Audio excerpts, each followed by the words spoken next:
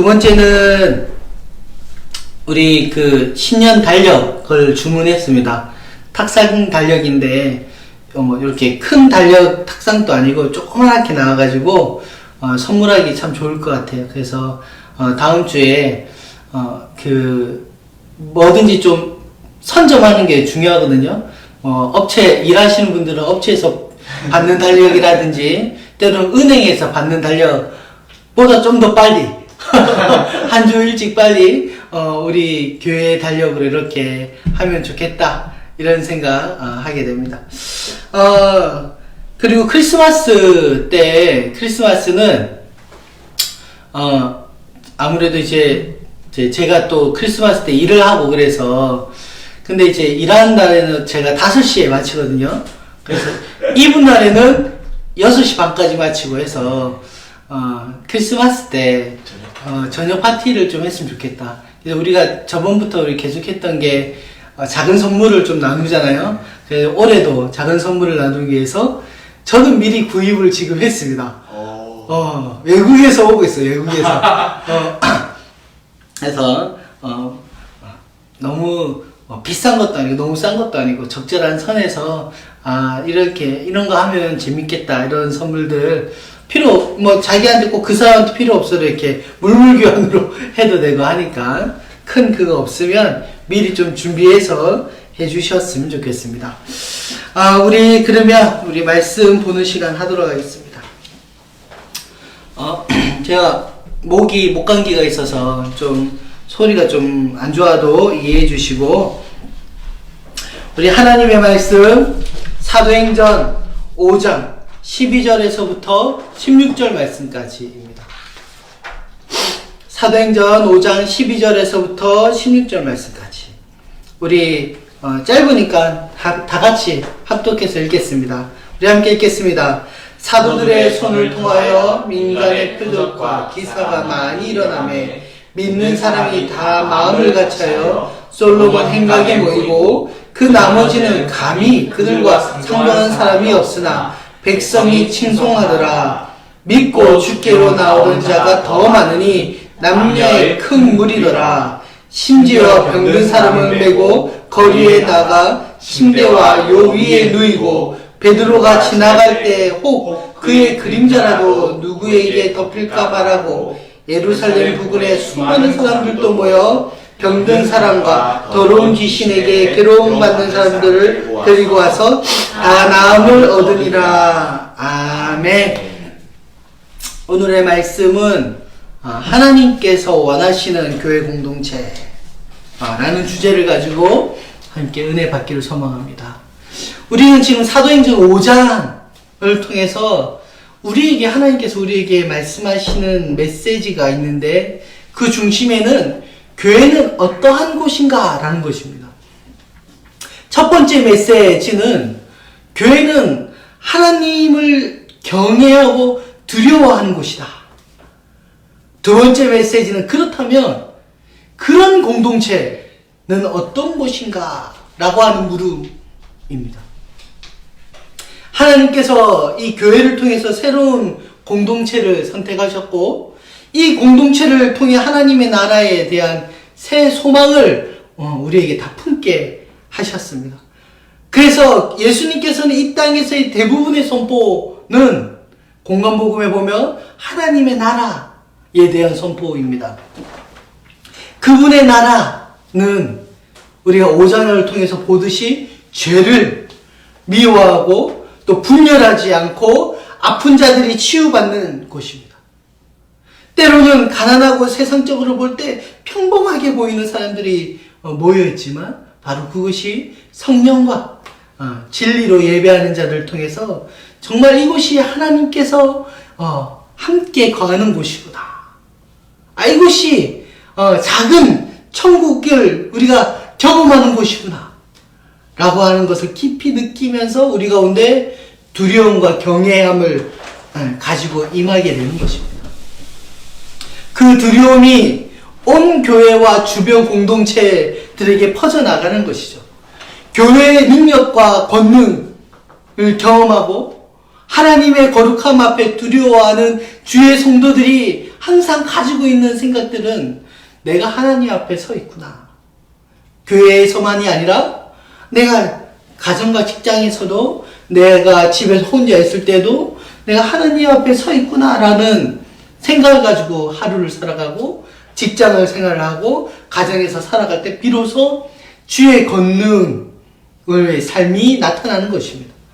저는 개인적으로 설교 시간에 정치적 이야기하는 것을 그닥 좋아하는 편은 아닙니다. 옳다고도 여기지 않습니다. 왜냐하면 설교자에게 주신 말씀의 본문의 대부분은 하나님 그분에 대한 이야기, 하나님을 알고자 하는 내용이며 현 시대의 정치적 상황이나 어떤 메커니즘이나 그런 것에 대해서 말하고 있지 않다라고 생각합니다. 그럼에도 불구하고 전반스 같은 사람들이 말로만 떠들고 하나님의 이름을 사용하는 것에 대해서 저는 매우 불쾌하게 여깁니다.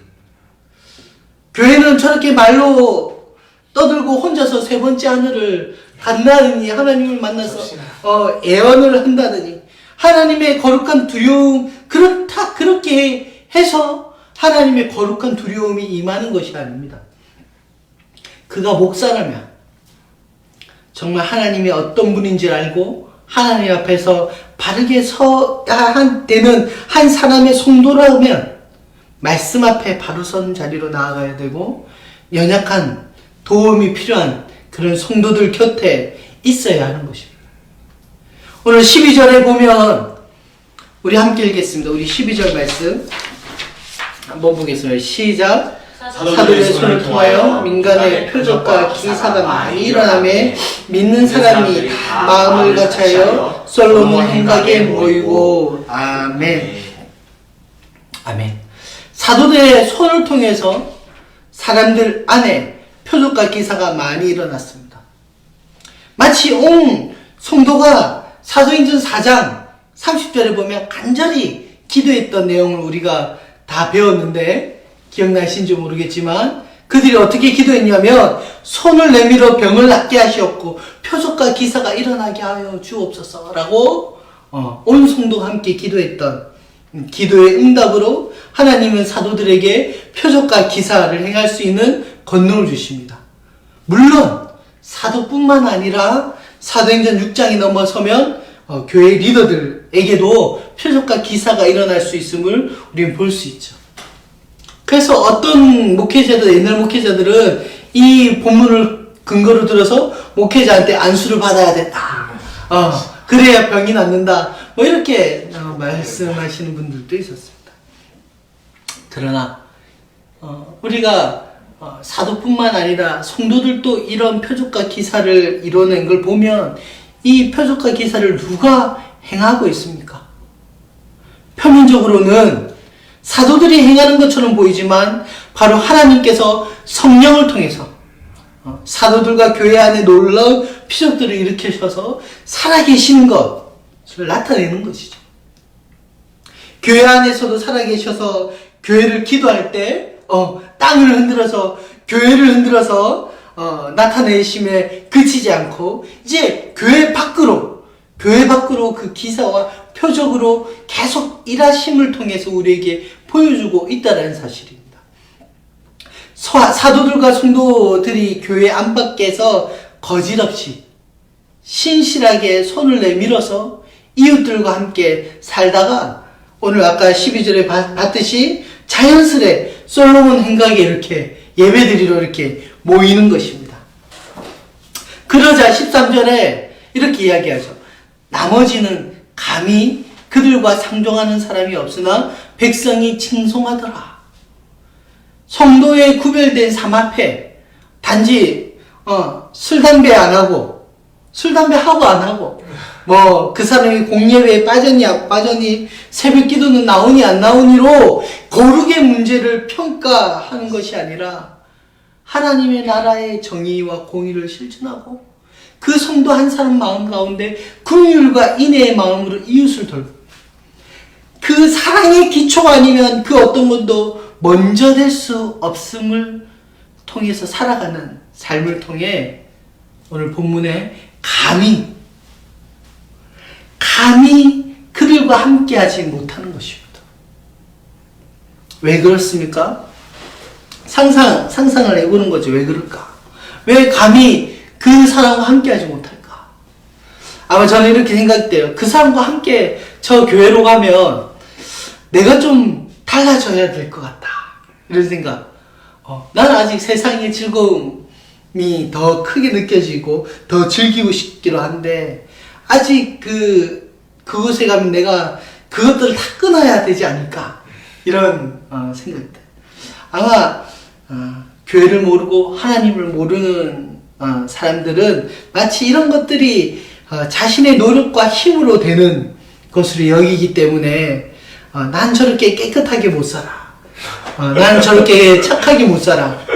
나는 이 세상의 가치관과 전혀 다르게 못 산다고 여기면서 감히 상종도 못하지만 백성들이 친송하면서 그 마음 가운데 존경과 믿음과 신뢰를 두게 되는 것 아닌가. 저는 그렇게 생각합니다. 그러니 13절에 감히 상종하는 사람이 없으나 백성이 칭송하다. 이 말이 얼마나 이 시대의 교회를 깨우는 이야기입니까? 이런 이야기를 듣는 교회들이 나타나야 되지 않겠습니까? 이런 이야기를 듣는 성도들이 나와야 되지 않겠습니까? 교회는 뭐 어떻게 나왔든 맨 처음에 뭐 놀러 나왔든 어렸을 때 누구 때문에 어쩔 수 없이 신앙생활을 했든 뭐 어렸을 때부터 부모님 때문에 믿게 된 모태신앙이든 간에 그 누구도 상관없이 교회를 통해서 신앙과 어떤 신앙의 성숙과 성장이 그 길에 들어서지 못한다고 한다면 그 교회는 권능과 성령의 은혜가 없는 교회입니다.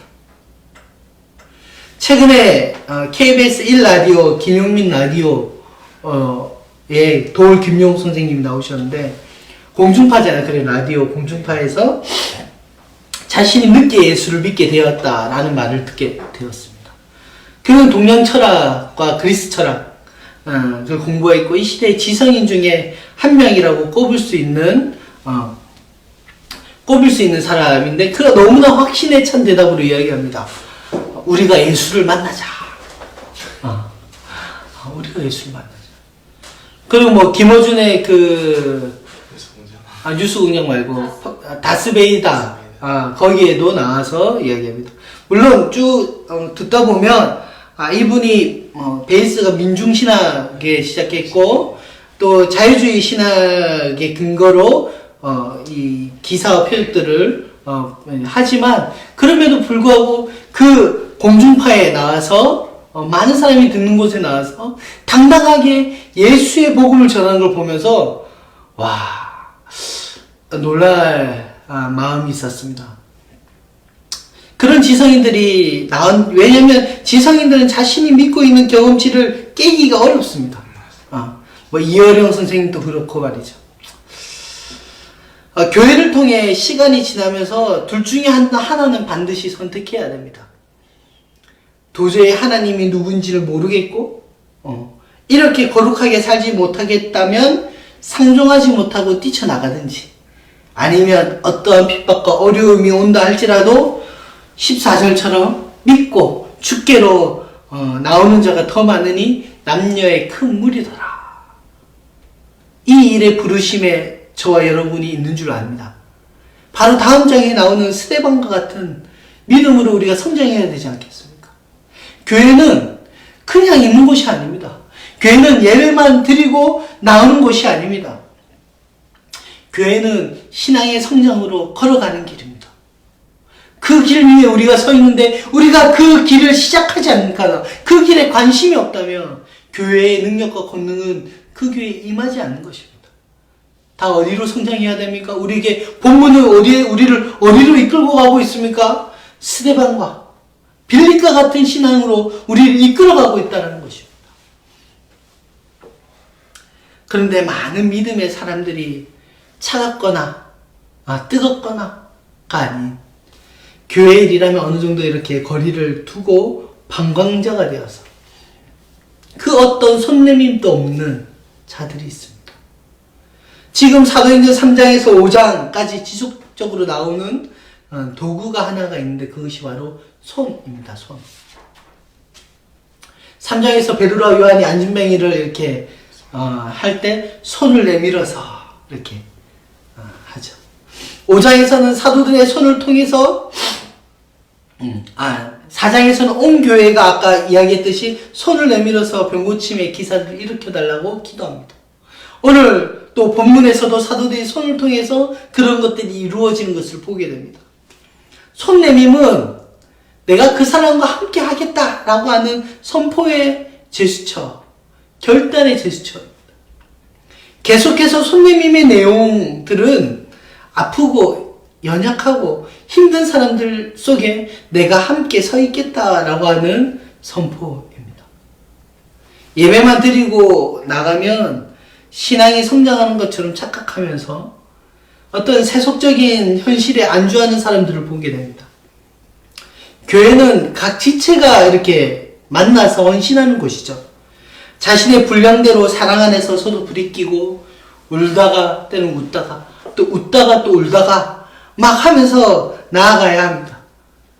이러지 않는 사람은, 이런 것에 관심이 없는 사람은, 이런 것에 초점이 없는 사람은, 교회를 단지 말씀만 듣고 가려고 하는 사람은 구원에 대한 이해가 없는 사람으로 저는 여깁니다. 이건 확실하다고 생각합니다.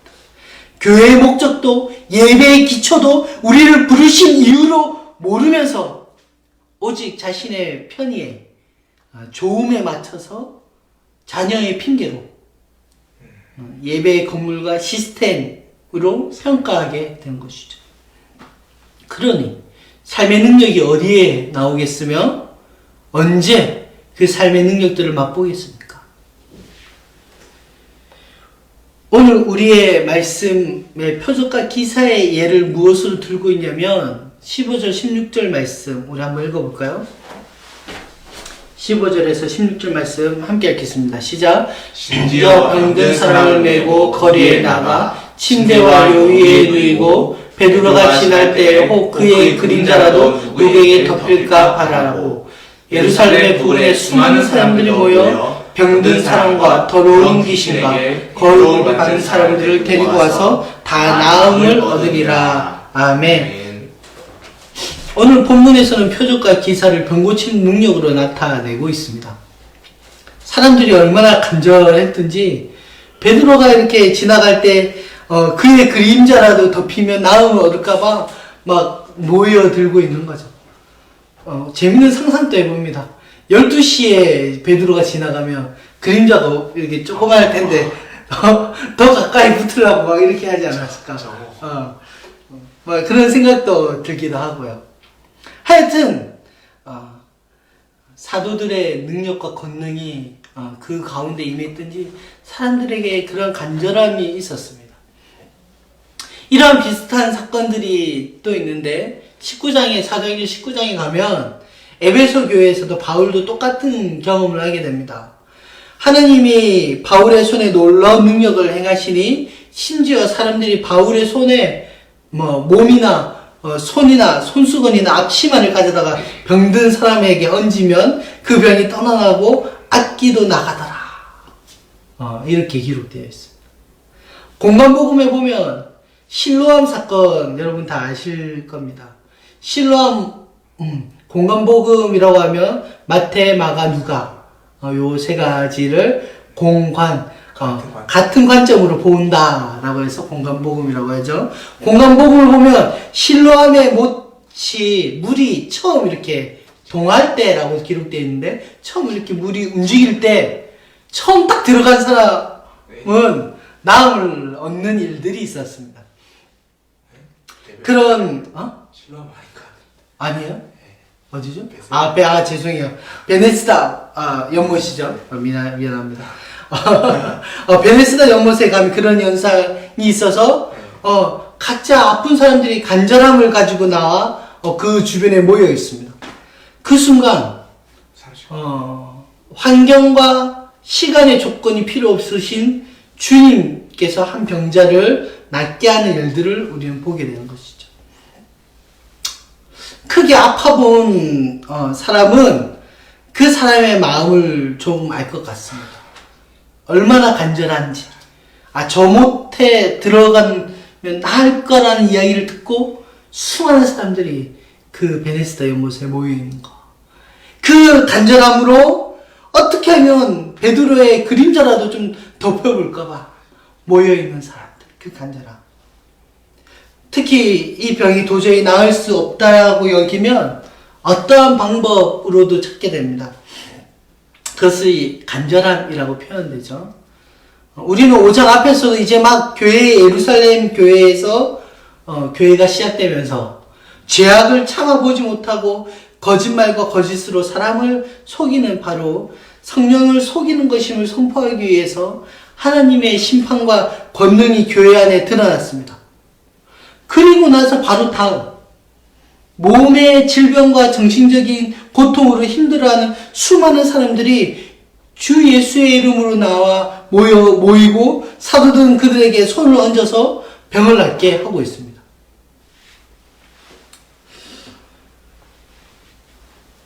하나님의 능력은 단지 죄를 참아 보지 못하는 그런 정결한 능력만 있는 것이 아니라 하나님께서는 아프고 불쌍하고 힘든 자들을 긍휼하게 보시고 그들의 아픔과 비참함을 그저 두고 보시는 것이 아니라 그분의 사랑이 동시에 같이 함께 이렇게 일어나는 것이죠.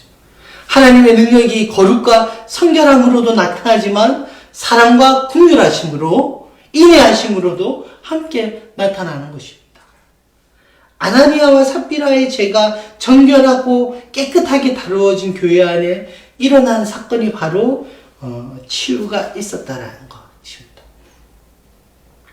그 누구도 예외 없이 삶의 변화를 갈급하고 자신의 아픔과 비참과 어려움에 대해서 하나님께로 오는 치유와 소망을 가진 사람들이 다 주 예수의 이름 앞에 나오면 치유함을 얻었다라는 것입니다.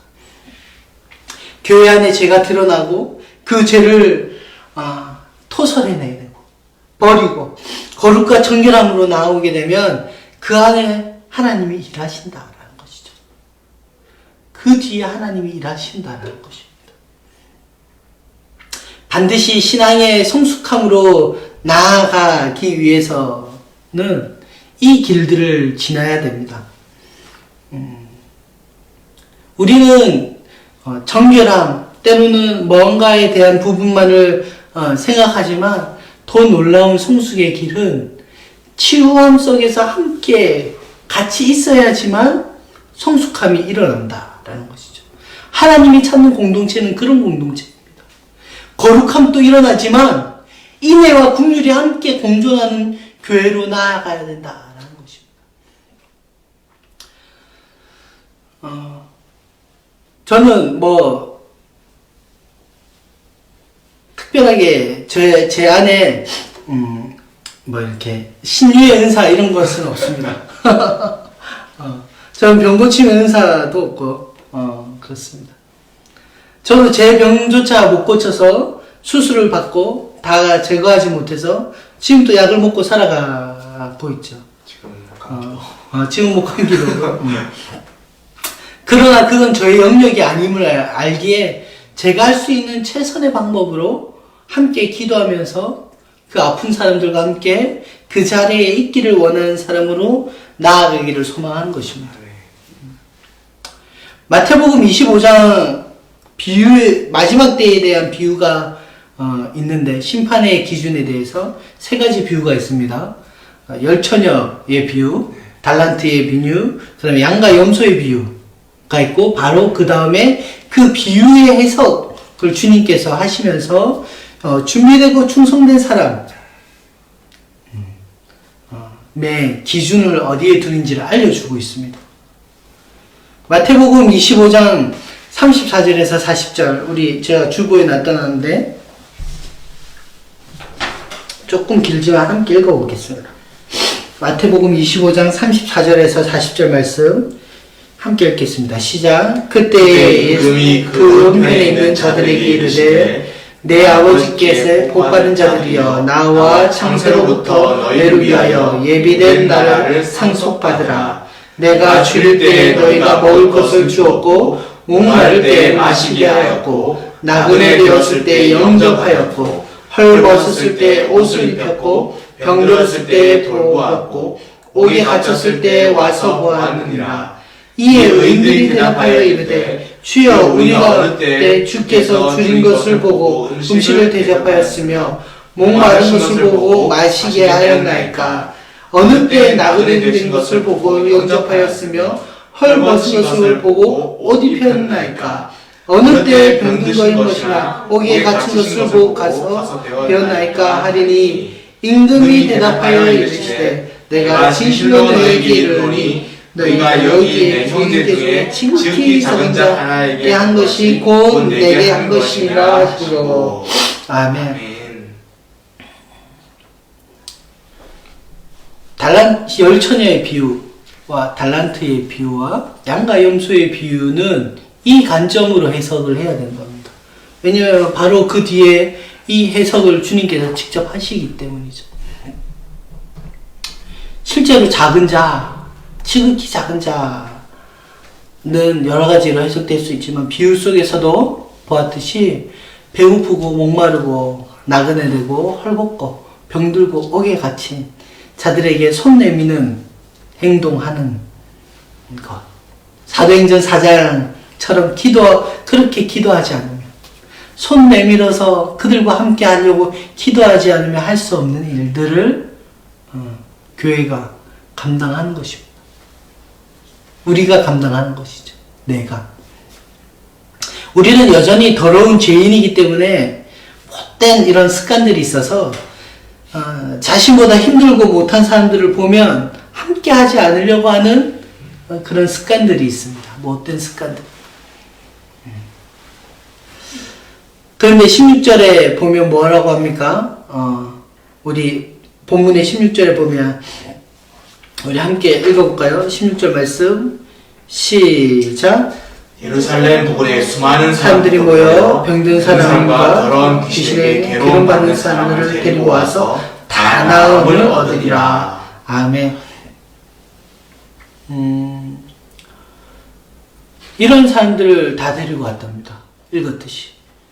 예루살렘 근처에 있는 사람들이 이 복된 소식을 듣고 다 데리고 와서 저곳에 진짜 참 생명이 있구나. 저곳에 참 소망이 있구나. 하면서 다 데리고 오는 것입니다. 그럴 때마다 사도들과 성도들은 누구도 예외 없이 손을 내밀고 기도하고 복음을 전하고 병과 귀신을 내 괴로움을 받는 사람들과 함께 있을 때 나음을 얻는 것입니다. 공동체가 왜 있는 것입니까? 공동체가 함께 기도하고 위로하라고 있는 것입니다. 그런데 우리는 모일 때마다 무엇을 샀니? 애들 성적은 어떠니? 어디 학원이 좋니? 부동산이나 주식이 돈이 올라서 좀 이렇게 노후는 준비했니? 연애에는 무슨 일이 일어나니? 등등 우리가 성숙하지 못하고 하나님의 은혜 가운데 얼마나 없었기에 이런 시답지 않는 이야기도 교회 소모임들이 하고 있는 것입니다. 서로를 향해서 어느덧 믿지 못하는 공동체로 발전해서 정작 자신의 기도 제목이 있음에도 불구하고 이야기하지 못하고 돌아갈 때가 너무 많은 것 같습니다. 교회는 서로 손 내밀고 기도해야 하는, 그래야만 서로 사랑하는 것입니다.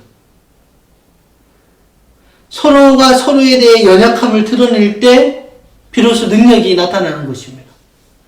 자신의 강함으로 지체를 섬길 수 있습니까? 저는 자신의 연약함으로 인해서 더욱더 섬기는 사람들은 봤어도 자신의 강함으로 자신의 가진 것으로 지체들을 위로하고 영혼을 세우고 치료하는 사람을 저는 본 적이 없습니다. 예전에 교회에서 능력이라고 하면 어떻게 생각합니까? 기도원에 밤중에 홀로 기도하고 나무 흔들고 뿌리 뽑고 40일 작정 금식기도 하고 하면 능력 받는 것이 신앙생활이라고 저희 때는 그렇게 아마 배우고 살았을 것입니다.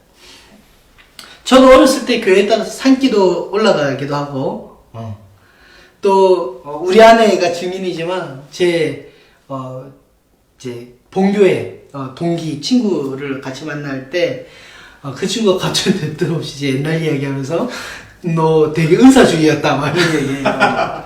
제가 얼마나 은사주의였는지, 이야기하는 것에 대해서 우리 아내는 아마 들었을 것이고.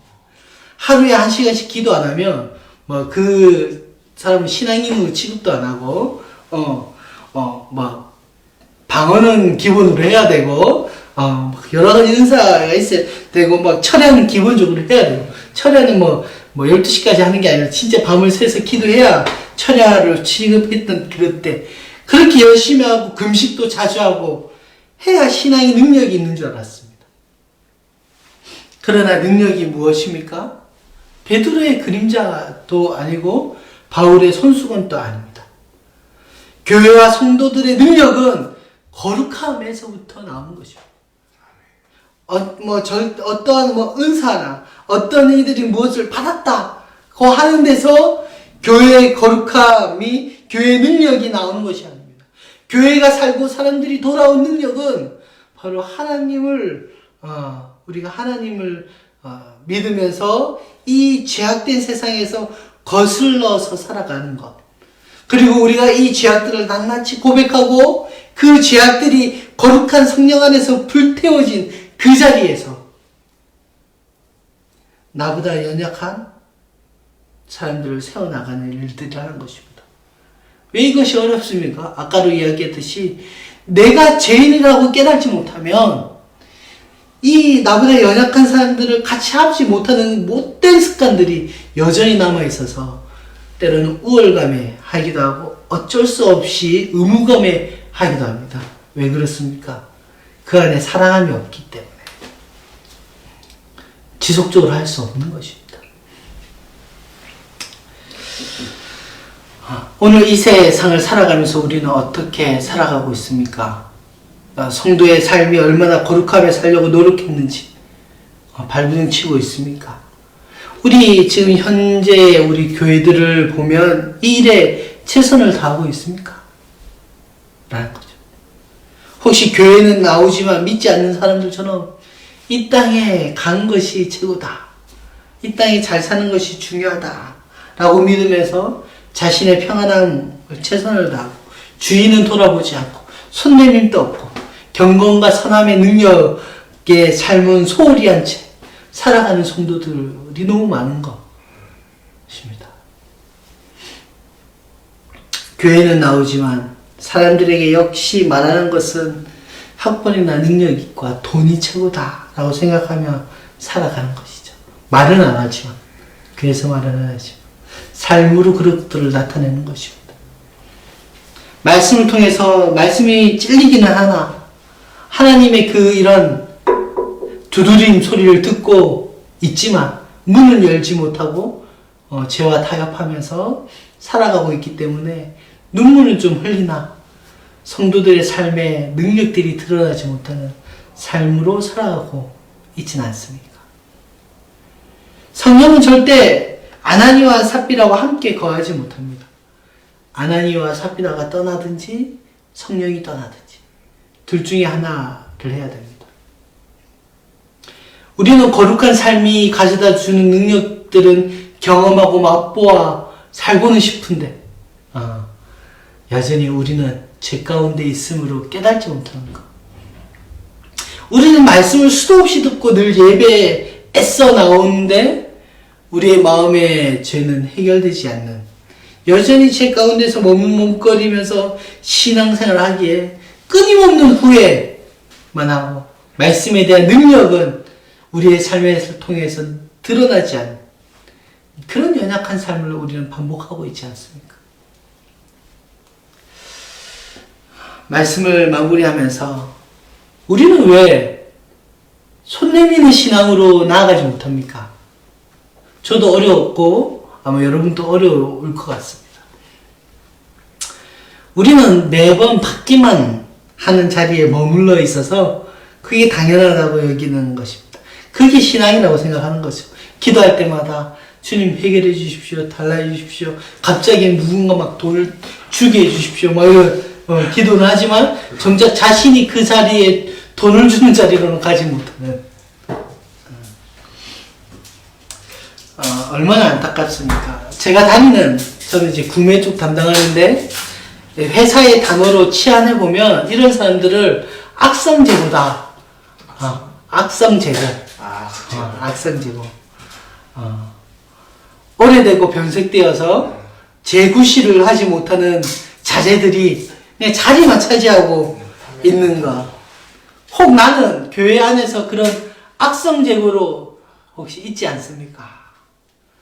우리가 하나님 앞에 쓰임받는 일은 하나님 사랑에 푹 빠져서 하나님 사랑의 그 충만함으로 나의 힘으로는 할 수 없기 고백하면서 기도하면서 그분께 매달릴 때 교회가 교회다워지고 성도가 성도다워지고 그 성숙의 길목에 들어서는 것입니다. 하나님 사랑 때문에 나는 할 수 없습니다. 나는 저 사람을 사랑할 수 없습니다. 나는 나의 힘으로 손내밀 수 없습니다. 라고 계속 기도하는 것입니다. 하나님의 사랑으로 채워줄 때 비로소 그 자리에 내가 갈 수 있는 것입니다.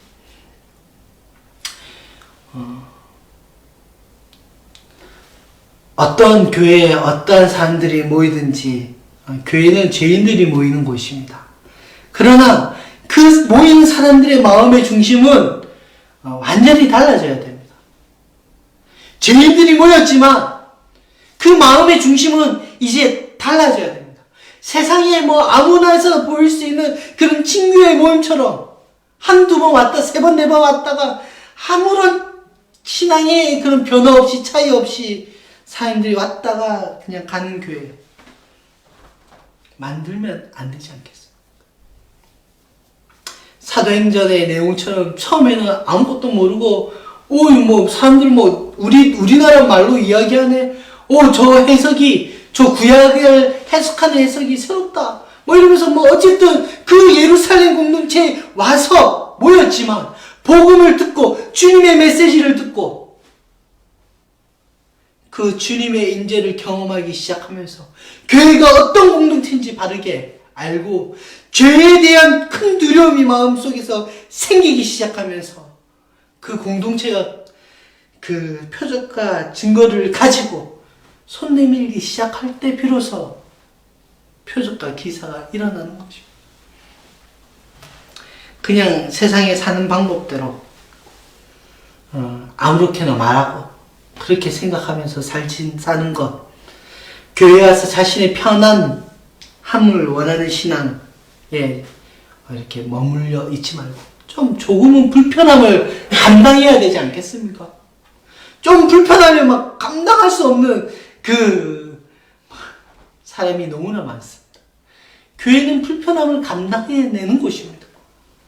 그런데 그 불편함을 감당하지 못해서 교회를 떠나고 다른 교회로 가다가 큰 교회가 빈판받는 건 아니지만 어쨌든 편한 자리로 가는 그 신앙은 옳지 못한 신앙이라고 여기는 것입니다.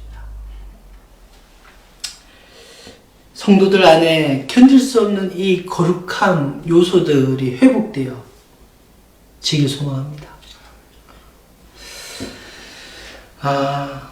정말로 마지막 하고 싶은 이야기는 하나님이 원하는 공동체를 꿈꾸길 소망하는 것입니다. 교회 능력은 그저 예배만 드리고 가는 경건의 삶으로 마치는 것이 아니라 손 내미는 자리로 나아가는 것. 그래서 꼭 이야기하는 것이 좀 그냥 예배만 듣고 가는 교회로, 큰 교회로 나아가는 것이 아니라 그 교회 집사로, 그 교회 이렇게 권속으로 같이 있으면서 행사에도 참석하고 봉사의 자리에도 좀 참석하고 또 그 공동체가 가족의 지체로 여겨질 만큼의 자리로 나아가지 않는 사람은 결코 하나님을 알지 못하는 사람이라고 저는 당당하게 이야기할 수 있습니다. 그렇게 신앙이 자라야 되지 않겠습니까? 그것이 말씀이 원하는 단단하게 먹는 그런 신앙의 자리로 바울이 요구하는 자리입니다. 우리 함께 찬송을 부르면서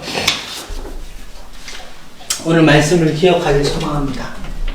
정말 하나님이 원하시는 공동체가 오늘 본문에 나와 있는가? 나는 그 공동체의 일원으로 나는 성장해 나가고 있는가? 라는 거죠. 우리 주의 나라가 임할 때 우리 함께 찬송하며 나가겠습니다.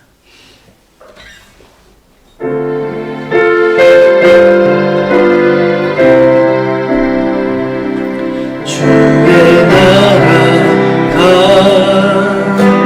임할 때 하나님 임재하실 때 예배가 회복되며 기적을 일어나네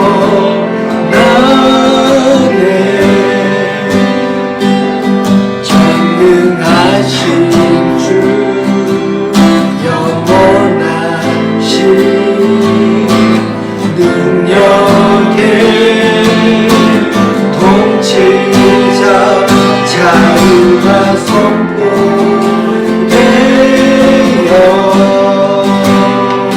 주께서 돌아오네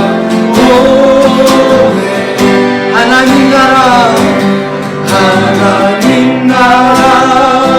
임하소서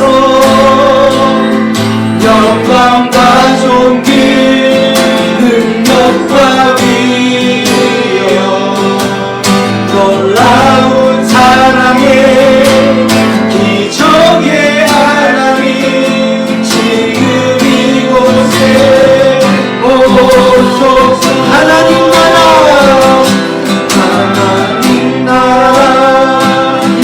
임하소서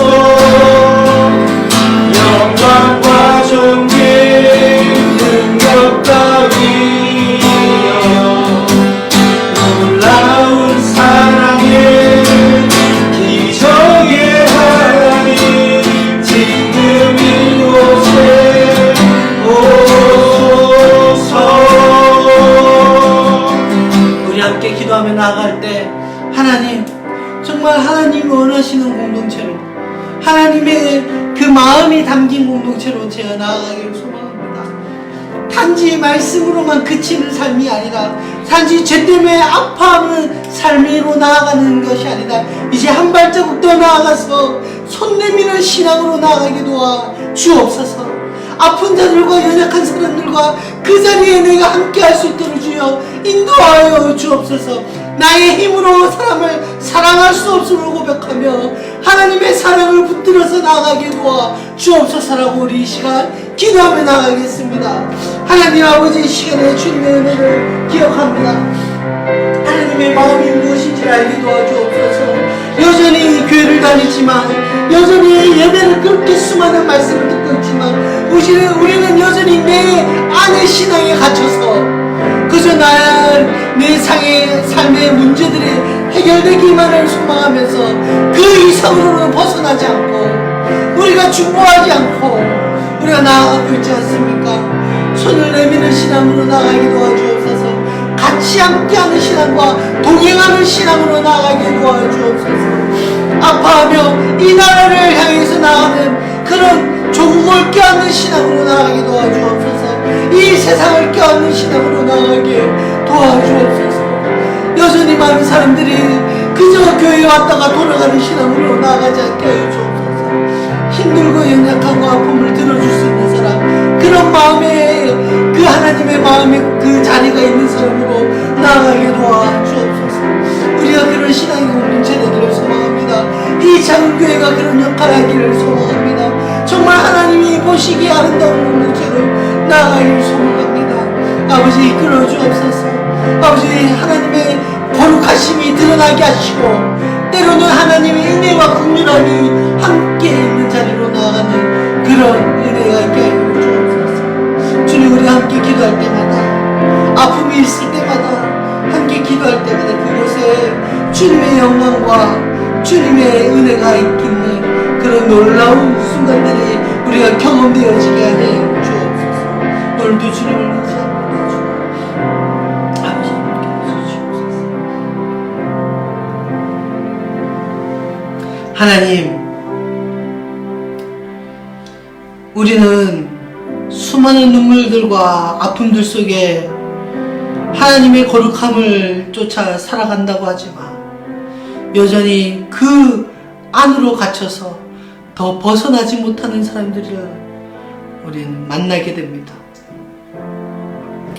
좀 더 한 발자국 더 손을 내밀고 하나님이 어떤 분이신지를 전하는 사람으로 나아가는 게 얼마나 힘든지 모르겠습니다.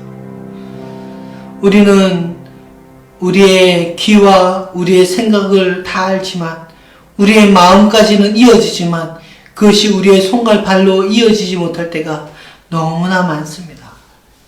주님, 그러나 교회가 교회다워지고 교회가 능력이 있으려면 어떤 행사를 많이 하고 무언가를 많이 베푸는 곳으로 나아가는 자리를 가기 이전에 우리가 서로를 향해서 정말 손 내미는 사람으로 나아가는가?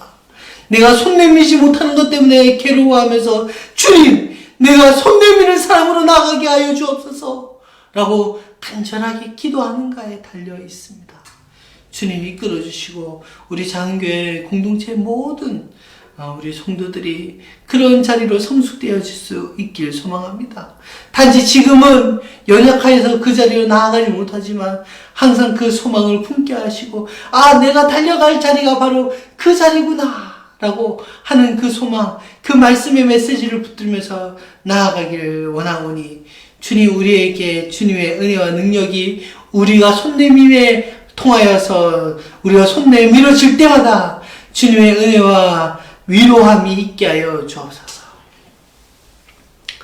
이제는 그리스도의 그 크신 은혜와 하나님의 그 사랑하심과 성령의 교통하심이 하나님께서 정말 원하시는 교회가 무엇인지를 고민하면서 단지 나만을 위한 신앙으로 나의 평안, 나의 만족을 위한 신앙이 아닌 아파하고 힘들어하고 연약한 사람들과 함께 있는 그 자리로 나아가는 신앙이 될 수 있도록 오늘 말씀을 듣는 모든 사람들을 위해 머리 위에 영원토록 함께 할지어다. 아멘.